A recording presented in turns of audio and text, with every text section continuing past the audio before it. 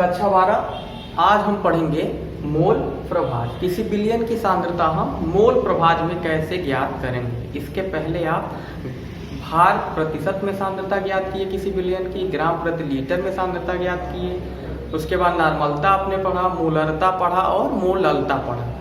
ठीक है, अब हम पढ़ेंगे मोल प्रभाज।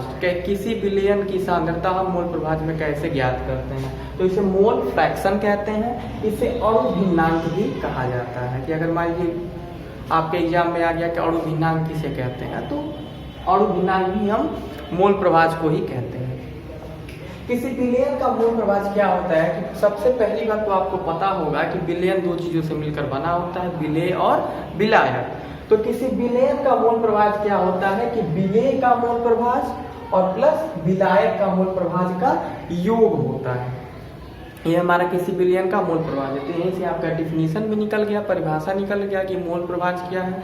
तो हम कहेंगे कि किसी विलयन का मोल प्रभाज विलेय के मोल प्रभाज और विलायक के मोल प्रभाज के योग के बराबर होता है। इसी चीजों को आप डिफिनीशन में लिख देंगे। अब क्वेश्चन ये होता है कि विलेय का मोल प्रभाज क्या होता है। तो विलेय का मोल प्रभाज होता है, एक फार्मूला है, एक सूत्र है कि N/N प्लस कैपिटल N। तो मान लीजिए कि अगर हमको कोई पूछे कि विलेय का मोल प्रभाज किसे कहते हैं, तो आप यहाँ से कह सकते हैं N क्या है हमारा, N हमारा है विलेय के मोलों की संख्या, और कैपिटल N क्या है, ये कैपिटल N क्या है, विलायक के मोलों की संख्या। तो अगर विलेय के मोल प्रभाज को परिभाषित करना हो तो हम कह सकते हैं कि विलेय के मोलों की संख्या और ये दोनों है ना N प्लस कैपिटल N, यानी इन दोनों को क्या बोल देंगे, विलयन। भाई ये N क्या है, विलेय है, और कैपिटल N क्या है, विलायक है। तो विलेय और विलायक को विलयन कहेंगे ना, तो कह सकते हैं कि विलेय के मोलों की संख्या और विलयन के मोलों की संख्या का जो अनुपात होता है, ठीक है, उसी को हम क्या कहते हैं, विलेय का मोल प्रभाज कहते हैं। ऐसे विलायक का मोल प्रभाज हम परिभाषित कर सकते हैं कि विलायक के मोलों की संख्या और बटे विलयन के मोलों की संख्या को हम विलायक का मोल प्रभाज कहते हैं। अब क्या है कि N क्या है, यहाँ आपको हमने दर्शा दिया कि विलेय के मोलों की संख्या और कैपिटल N क्या है, विलायक के मोलों की संख्या।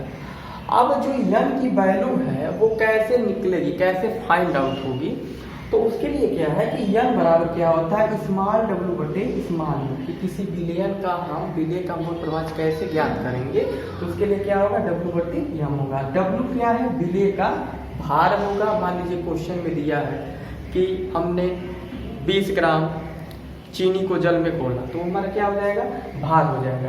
तो आपको विलेय की जब संख्या निकालना रहेगा तो क्या करेंगे, विलेय के भार में किसे डिवाइड कर देंगे, विलेय के अणु भार से, कि चीनी का अणु भार कितना है। ठीक है, तो ऐसे N की वैल्यू निकल जाएगी। इसी तरह हम कैपिटल N को क्या लिख सकते हैं, ये कैपिटल W बटे कैपिटल M, मतलब विलायक के मोलों की संख्या और बटे क्या हो जाएगा, अरे सॉरी, विलायक का भार बटे विलायक का अणु भार। ऐसे इसको भी हम लिख देंगे कि विलायक का भार बटे विलायक का अणु भार।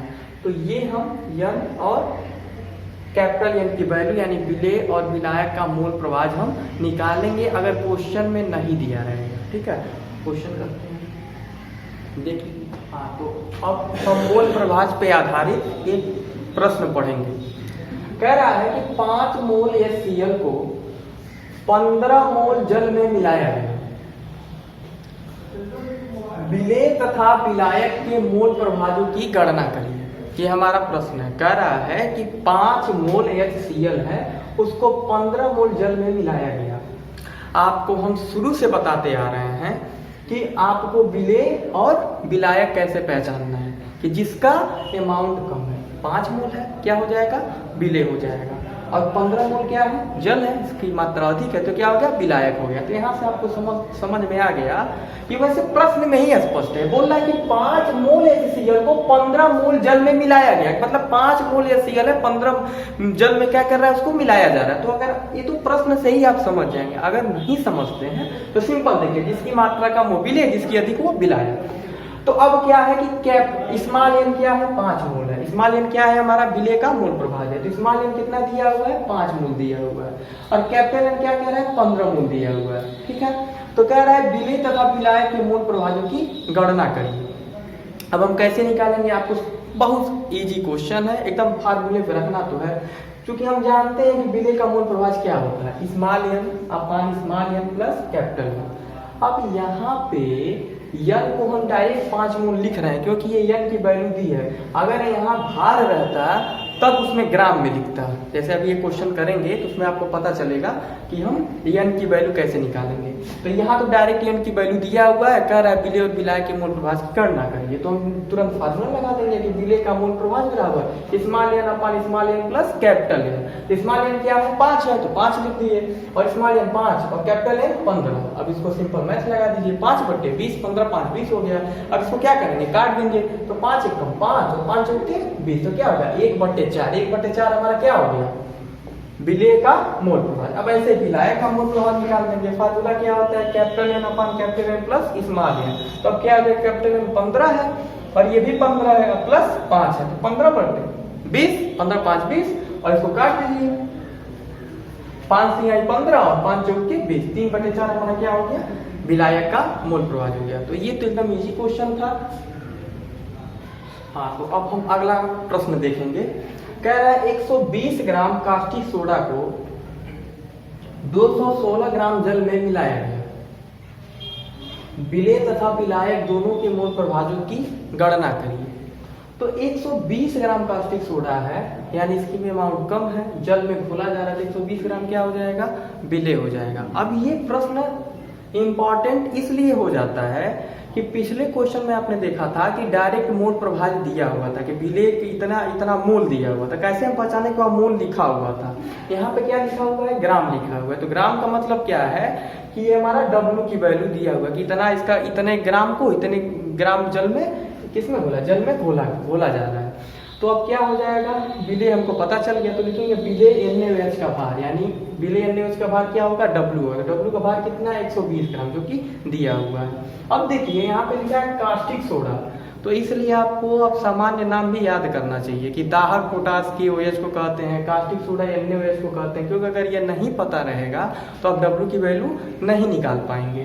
तो इसका फार्मूला क्या है, NaOH। तो विलेय NaOH का भार W बराबर 120 ग्राम। अब हमको यम निकालना है। यम क्यों निकाल रहे हैं, क्योंकि हमको यन की वैल्यू चाहिए और हमको पता है कि यन बराबर क्या होता है, W/यम। तो जब W दिया हुआ है तो हमको यम निकालेंगे तभी ना यन की वैल्यू निकलेगी। तो यम की वैल्यू निकाल दीजिए। तो सोडियम का कितना होता है, 23 होता है अणुभार, और जो है कि सॉरी अणुभार नहीं, परमाणु भार कह सकते हैं। तो 23 हो गया, ऑक्सीजन का 16 हो गया, और हाइड्रोजन का कितना हो गया, 1 हो गया। तो 23 16 और 1 जोड़ देंगे तो कितना हो जाएगा, 40 हो जाएगा। तो इसका अणुभार कितना आ गया, NaOH का 40 आ गया। यही हमारा यम की वैल्यू हो गई। ऐसे ही हम विलायक का देखेंगे। विलायक कितना 216 ग्राम है, तो कैपिटल W यानी 216।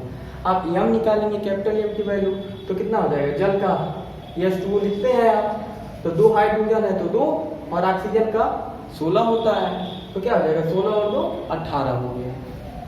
अब इसके बाद हम यम की वैल्यू निकालेंगे। हमको W पता चल गया, यम पता चल गया, तो भाग नहीं दे देंगे, तो 120 बटे क्या हो जाएगा, 40 हो जाएगा। तो 40 से ये कट गया, 3 बार में कितना आ गया, 3 मोल, यानी विलेय का मोल प्रभाज हमको 3 मोल पता चल गया, विलेय की अमाउंट। उसके बाद ऐसे विलायक निकालेंगे। कैपिटल बराबर कैपिटल एम W/कैपिटल एम, तो क्या हो जाएगा 216 ग्राम इसमें दिया हुआ है, और बटे 18 क्या है, इसका अणुभार है, जल का अणुभार है। तो यानी भार बटे अणुभार फार्मूला होता है, तो कैपिटल W/कैपिटल एम 216 को 18 से डिवाइड कर देंगे तो कितना आएगा, 12 मोल। ठीक है। अब इसके बाद हमको स्मॉल एन पता चल गया, कैपिटल एन पता चल गया, तब तो पिछला क्वेश्चन हो गया। तो अब विलेय और विलायक का मूल प्रभाज नहीं निकालेंगे। विलेय का मूल प्रभाज क्या हो जाएगा, स्मॉल एन बटे small n plus capital N. तो स्मॉल एन कितना है, 3 है, तो 3/3 प्लस 12, ये कैपिटल एन की वैल्यू 12 है, तो जोड़ दीजिए 3/12 3 15, 3/15, 3 से ये कट जाएगा 5 बार में, यानी 1/5। तो 1/5 हमारा क्या हो जाएगा, विलेय का मूल प्रभाज। ऐसे विलायक का निकाल देंगे। कैपिटल एन बटे capital N plus small n, तो कैपिटल एन यानी विलायक 12/12 प्लस 3 12/15। तो इसको हम काट देंगे, 12 और 15 को, तो कितना आ जाएगा, 4 3 3 चौके 12, 3 बचे 15, यानी 4/5। ये कितना आ जाएगा, 4/5। ठीक है, ये हमारा आंसर हो गया, 4/5 और 1/5 विलेय और विलायक का मूल प्रभाज। देख लीजिए। अब हम अगला क्वेश्चन देखते हैं। कह रहा है 2 मोल एसीटोन को 4 मोल क्लोरोफॉर्म में घोला गया, एसीटोन का मोल प्रभाव ज्ञात करिए। इसमें आप बच्चे ये सोच रहे होंगे कि ना तो इसमें विलेय दिया है ना विलायक दिया है, एसीटोन का मोल प्रभाव ज्ञात करने के लिए कह रहा है। ऐसे क्वेश्चन बहुविकल्पी बनते हैं और बहुत इजी क्वेश्चन है। इसमें आपको ये देखना है कि कौन सा विलेय है कौन सा विलायक है। सेकेंड वाला क्वेश्चन इंपॉर्टेंट है, वह न्यूमेरिकल में पूछता है, 2 नंबर में पूछ देगा। ये क्वेश्चन बहुविकल्पी में आ जाते हैं और है 1 लाइन का। कह रहा है कि 2 मोल एसीटोन को 4 मोल क्लोरोफॉर्म में घोला गया, तो 2 मोल अमाउंट कम है, यानी एसीटोन क्या हो गया, विलेय हो गया। 4 मोल क्लोरोफॉर्म में घोला गया, तो क्लोरोफॉर्म क्या है, विलायक है। तो अब कह रहा है कि एसीटोन का मोल प्रभाव ज्ञात करिए, यानी एसीटोन क्या है, विलेय है।